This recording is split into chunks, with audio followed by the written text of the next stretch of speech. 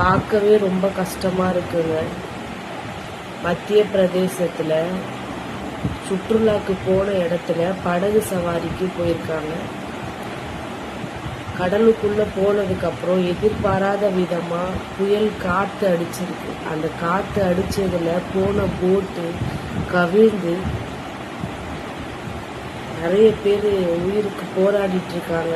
8 பேர் இறந்துட்டாங்க. மீதி பேரை இன்னும் தேடிக்கிட்டு இருக்காங்க. தாய்க்கு நிகர் தாய் மட்டும்தாங்க.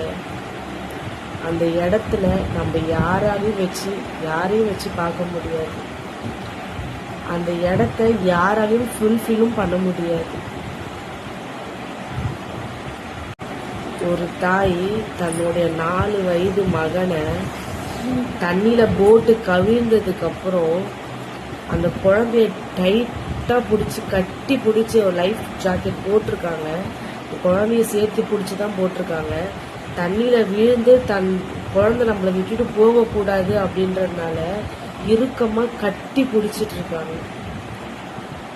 அவங்கள கண்டுபிடிக்கும் போது கூட அந்த குழந்தை அவங்க கட்டி பிடிச்ச மாதிரியே மாறோடு மாற கட்டி பிடிச்ச மாதிரி தான் இருக்காங்க. அதுதாங்க தாய். எந்த ஒரு இக்கட்டான சூழ்நிலையும் கஷ்டப்படுற சூழ்நிலையும் குழந்தைய விடாம கையில பிடிச்சி கரை சேர்த்துருக்காங்க பார்த்தீங்களா. ஆனால் ஒரு கெட்ட விஷயம் என்னன்னா அவங்க உயிரோட இல்லை, 2 பேருமே இறந்துட்டாங்க. பார்க்கும்போது அவ்வளோ கஷ்டமா இருக்கு. நம்ம பெற்ற தாயை கடைசி வரைக்கும் எந்த கஷ்டத்துலையும் விடாம அவங்கள கண் கலங்காம பார்த்துக்கணும். அதுதான் நம்ம அவங்களுக்கு செய்யற பெரிய கடமை. இதை விட்டா வேற என்னங்க நம்ம பண்ண போறோம் சொல்லுங்க பார்ப்போம். எத்தனையோ பேர் சின்ன வயசுலேருந்து அவங்க எப்படிலாம் கஷ்டப்பட்டு வளர்ப்பாங்க. ஒரு ஸ்டேஜுக்கு அப்புறம் உங்களுக்குன்னு ஒரு மேரேஜ் ஆனதுக்கப்புறம் அம்மாவை கண்டுக்கவே மாட்டீங்க, விட்டுருவீங்க.